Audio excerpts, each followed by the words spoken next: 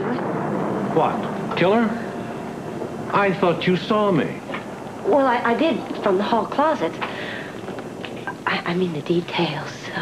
What happened before you got here? Why? Just curious. It actually matters to you? Well, in a way, yes. You see, Susan was my cousin. I bet you didn't know that. As a matter of fact, I didn't. That's why I never mentioned to anyone that I saw you here. You see, I hated Susan. I wanted her dead as much as you did. I think you deserve a medal for what you did. Then why did you tell them that you saw me? Because I got scared. I was beginning to look like their only suspect. So you panicked? Yeah. I figured you were out of town. Or out of the country, for all I knew. I would never have told them if I knew you were here. Well, you should have come to me right in the beginning. But how could I? I couldn't find you. I didn't know who you were. I didn't even know what the two of you were working on. We were blackmailing the Quartermains. For money, I presume. $2 million. Only I found out that Susan didn't care about the money. In fact, she wasn't even going to ask for it. Instead, she was going to give the story to a reporter. So you had to kill her before she talked? But first, I had to set up an alibi. Like the drunk you told me about that. Once I knew that he was arrested, I came here. It was around 9 o'clock. I snuck in the back door. Susan and her husband were fighting. Not uncommon event in that household. Well, her aunt got upset and left. And then Susan and Scotty made up. Scott, I suppose you deserve another chance. I'll call Carlson at the bank in the morning and I'll tell him to forget the whole thing. Susan. But in exchange, you have to do one thing for me. I want you to sleep at the office tonight. I've got some business to take care of later and I don't want you here. Does this have anything to do with the Quartermain? Don't push your luck, Scott. You're off the hook. Now get out of here before I change my mind. Well, how do I know that you're not going to change your mind? All right, I will write myself a note so I don't forget. Call bank regarding Scotty's forgery. Satisfied? Susan, thank you. Don't mention it ever again.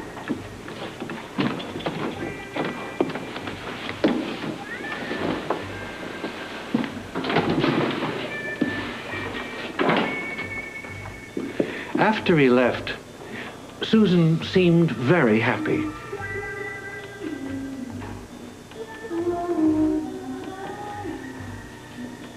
She was even humming a little song to herself. And then she went upstairs. I realized it was going to be easy, very easy. So you followed her upstairs? Yes. And she started to draw a bath? A bath, yes. She was standing right there where you are, putting pins in her hair. She was looking at the papers, smiling to herself, and then she turned and saw me. No! No! No!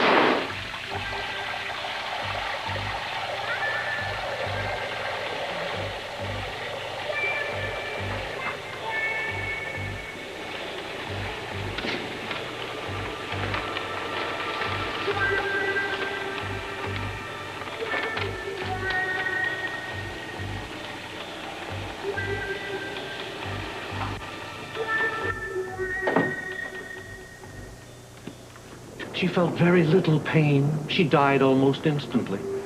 I took the papers, and I went down the hall, down the stairs, and out the door.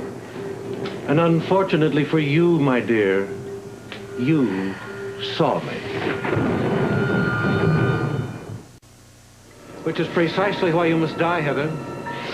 Please, I'll do anything. You've done too much already, Heather. I promise there will be very little pain. Just relax, and it'll be all over in an instant, just as it was for Susan. Please! Drop the knife, Tolliver! The knife! Now, I wasn't going to hurt her. Sure you would. We got it on tape, sir. The whole confession. Good work. Cuff him. This won't stand up in court. Oh, yeah? How does two witnesses against your testimony? So That was your stand-up in court. Why wait until now? You had Heather. Wasn't she enough? Because she never saw anything. I was in the closet, but I was too scared to look. And we needed your testimony about the drunk. A trap! You trapped yourself, Tolliver. With a little help from her, yeah. Yeah, I guess. You know what this means, don't you? I'm off the hook. You and Scotty both. Oh, thank God, it's all over.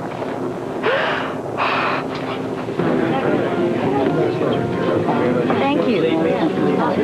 He may be out on parole, but that doesn't mean he didn't do it. Well, obviously they don't have enough evidence to keep on holding him. Which means you don't think he did it. Well, Ruby, I'm the first to admit that Scotty's no good, but I don't believe he's capable of murder. Even after what he did to Luke? I think that what he did to Luke was done out of spite, and I think he certainly wanted to hurt him.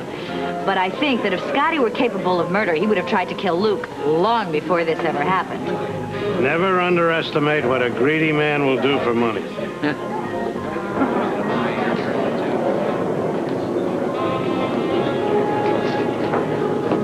I've checked everywhere and he's not here. You'll be back? When? I really don't know. I mean, he just walked out and left you? I said he'll be back. You know what I think? All this talk about a mystery witness was just a bluff. He never had one and he never will. Robert doesn't bluff. If he's backed into a corner, he does, which is exactly where he is right now. So leave. I intend to. It's a shame, though. You'll have to miss the announcement. How can he make an announcement if he's not here? Oh, I'm sorry. I forgot. He's coming back. You told me that. Yes, but if I were you, I would stick around and get the scoop.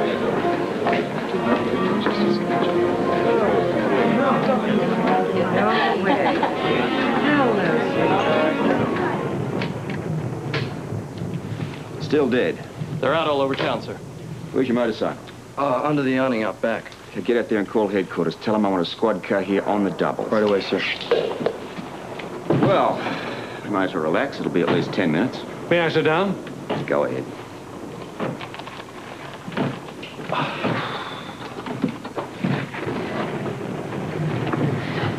You want a drink or anything?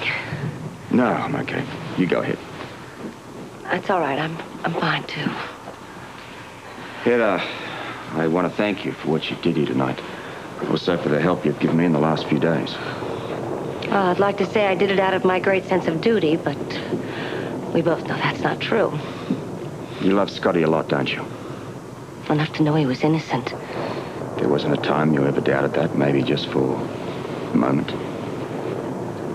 Well, even if there was, it doesn't matter now.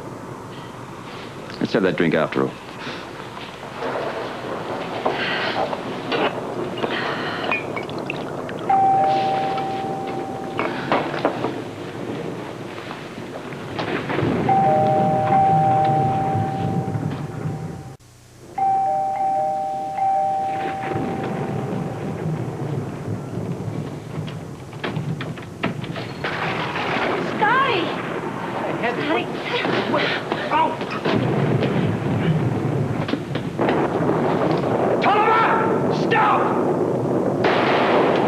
Heather, I thought that you went It's all right.